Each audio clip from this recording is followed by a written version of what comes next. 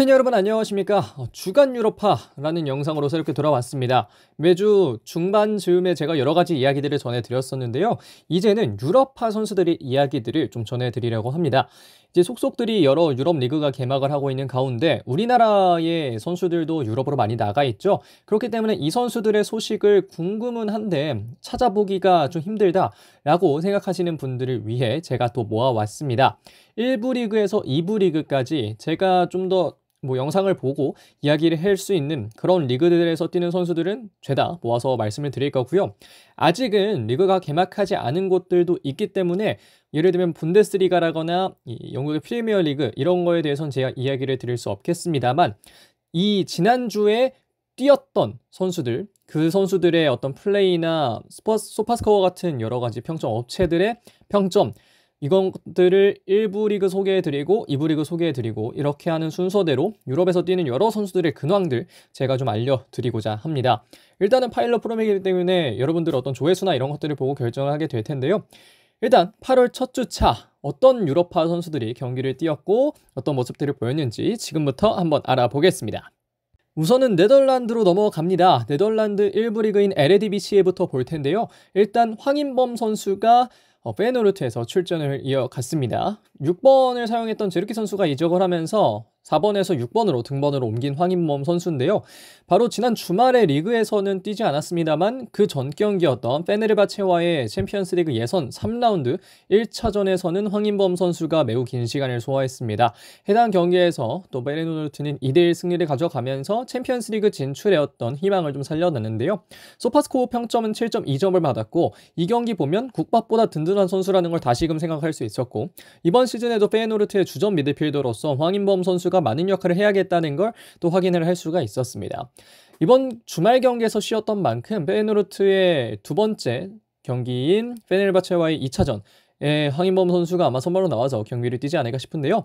이 경기를 아마 쿠팡 플레이나 여러 가지 로트가 있을 거라고 생각이 되는데 여러분들 한번 보시면 제가 왜 이 황인범 선수가 페예노르트에서 계속해서 주전을 먹을 수 있는지라고 또 이야기를 했던 것들을 좀 이해하실 수 있을 것 같습니다. 그리고 두 번째로는 윤도영 선수가 드디어 유럽에서 데뷔를 했습니다. 엑셀시오르 로테르담 소속으로 뛰고 있는 윤도영, 네이메언과의 또 에레디비시의 첫 번째 라운드 비록 팀은 5대0으로 패배를 했습니다만 32분을 출전했고요. 소파스코어 평점 6.7점으로 역사적인 데뷔전인데 팀 내 최고 평점을 받았습니다. 이 특유의 좋은 드리블들이 많이 나오시는 못하는 상황이었습니다만 그래도 또 슈팅을 기록하고 할 만큼 윤도영 선수가 또 본인의 좋은 능력을 충분히 보여줄 수 있겠다는 자신감을 얻은 경기가 됐을 걸로 보이고요. 기회는 충분히 온다는 거 또 윤도영 선수가 확인을 시켜주면서 네덜란드 에레디비시에는 이 정도 보도록 하겠습니다.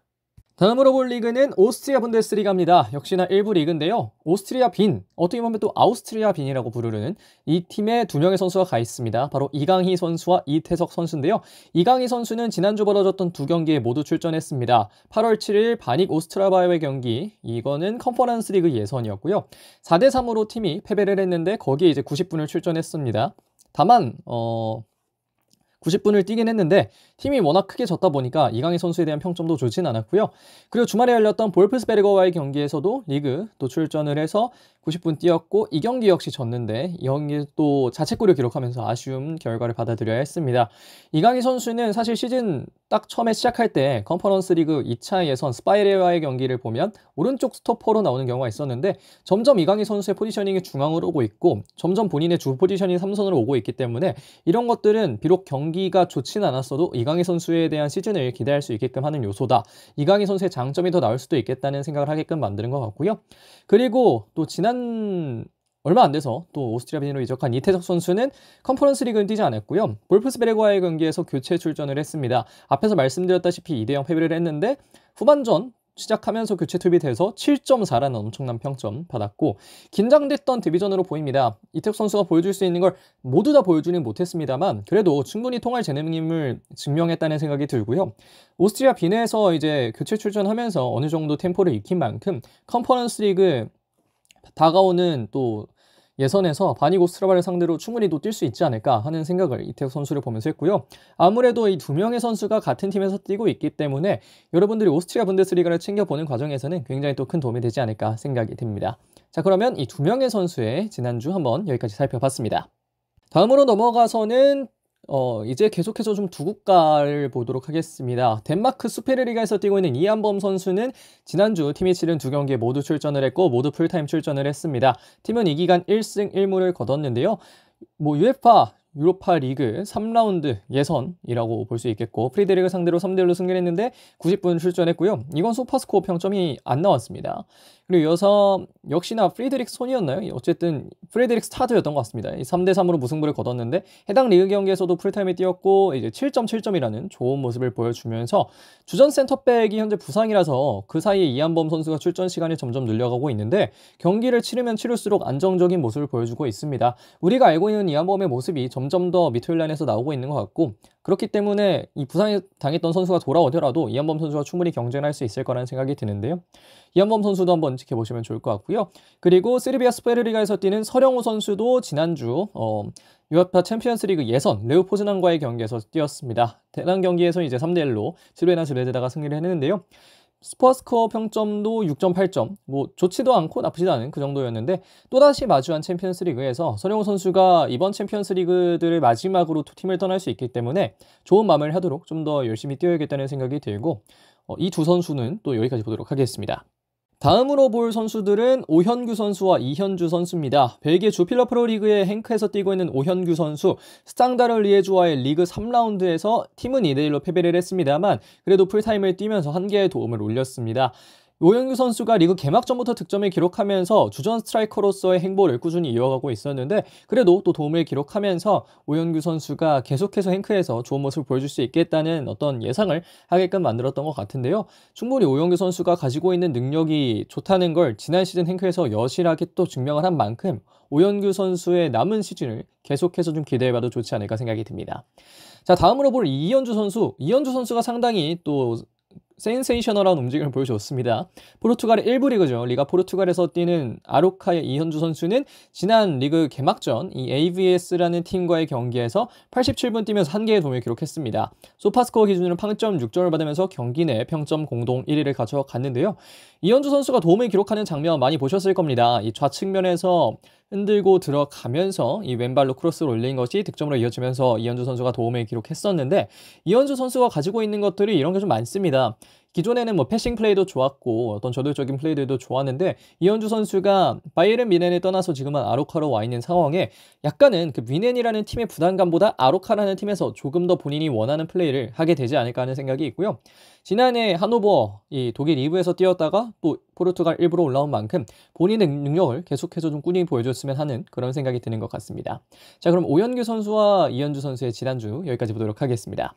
자, 다음으로 볼 곳은 영국입니다. 영국 챔피언십 2부 리그로 넘어가겠는데요. 챔피언십에 있는 4명의 선수가 모두 출전에 성공을 했습니다.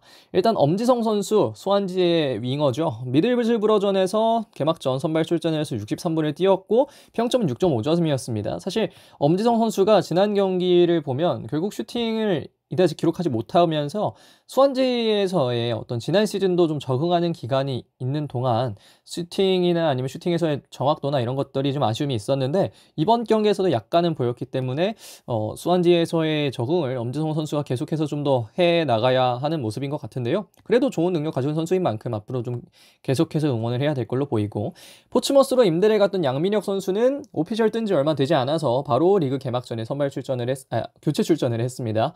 물론 이 소파스코어 기준으로는 6.0으로 양민혁 선수가 좋은 평점을 가진 못했습니다만 그래도 이적하자마자 바로 경기를 뛴 게 좀 중요하고 거기서 자신감 있게 또 슈팅을 한번 날려줬기 때문에 양민혁 선수의 또 남은 시즌 포츠머스에서의 어떤 중요도가 계속해서 좀 올라갈 수 있지 않을까 생각이 들고요.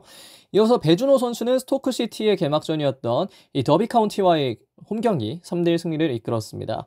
풀타임 출전을 했고요. 소파스코어 기준으로는 6.6점을 받았고 개인적인 관점에서도 좀 아쉬움이 없진 않았습니다만 그래도 배준호가 또 스토크시티 대한민국 왕으로서 계속해서 보여주고 있는 것들이 있기 때문에 배준호 선수의 어떤 시즌은 지금 당장은 아쉬운 경기였을지 몰라도 앞으로도 많은 걸 보여줄 수 있는 선수다.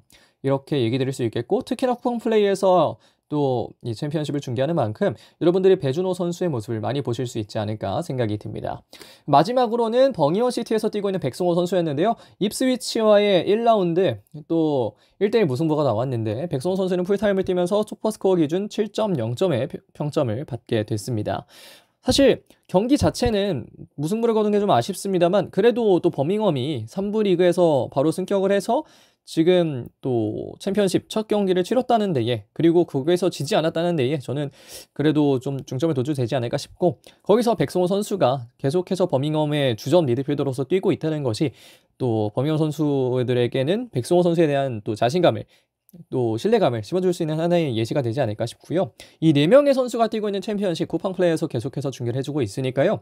물론 매주 한 경기씩밖에 볼 수는 없지만 그래도 여러분들 많이 봐주시면서 응원해주시면 좋을 것 같습니다. 자, 그리고 이번 주의 마지막 선수들을 보겠습니다. 또 챔피언십에 이어서 역시 이부리에서 뛰는 선수들인데요. 독일 2분데스리가의 김지수 그리고 네덜란드 에르스터 디비시의 배승균 선수입니다. 김지수 선수는 뭐 워낙 유명한 또 센터백이죠. 우리나라 대표팀에서 향후 또 10년을 책임질 수 있을 만한 센터백으로 주목받고 있는 김지수 선수인데요. 샤이케 공사와의 리그 2라운드 처음으로 선발 데뷔전을 가졌는데 1대0 승리를 가져갈 수 있도록 클린시트를 도왔고 슈퍼스코어 기준으로도 7.2점이라는 좋은 평점을 받았습니다. 성공적이었기 때문에 이제는 좀 안정감을 올릴 일만 남았다는 생각도 들고요. 김지수 선수가 물론 이 홈그라운이나 이런 것들을 포기하고 와야 했습니다만 그래도 쯔바이 분데스리가에서 이렇게 좋은 모습을 계속 보여준다면 그 홈그라운의 어떤 경력 그 이상으로 많은 것을 얻어갈 수 있지 않을까 하는 생각이 들고 그리고 배승균 선수 도르트레우트로 페요네르트로부터 이제 임대를 왔는데 깜비르와의 경기에 26분 동안 교체 출전을 해서 그래도 이 어린 선수라는 걸 생각해 보면 유럽 무대 첫 공식 경기 출전이었음에도 불구하고 또 잘 경기를 뛰었다는 생각이 들고요. 보면 경기장을 되게 폭넓게 움직이면서 이 배승균 선수가 좋은 모습들을 종종 보여줬습니다. 사실 어린 선수이기 때문에 이렇다 저렇다 바로 이야기를 하기보다는 이 선수가 나와서 그래도 그렇게 주눅들지 않고 경기를 해줬다는 것에 좀 더 뭐라고 해야 될까요? 좀 칭찬을 해주고 싶은 마음이 있는데요. 2부에서 뛰는 선수들이지만 이 2부 리그들도 굉장히 뭐라 해야 될까요? 경쟁력이 있는 만큼 여러분들이 이 선수들도 함께 지켜보시면서 물론 앞에서 봤던 일부 선수들만큼 많이 보실 수는 없겠습니다만 이 선수들의 어떤 기록도 한번 챙겨보시면 또 괜히 또 성취감이 잘 키웠다 이런 느낌이 드는 그런 경험하실 수 있기 때문에 이 선수들도 좀 더 집중해서 보시면 좋을 것 같습니다. 여기까지 8월 첫 주차 주간 유럽파 진행을 해봤습니다.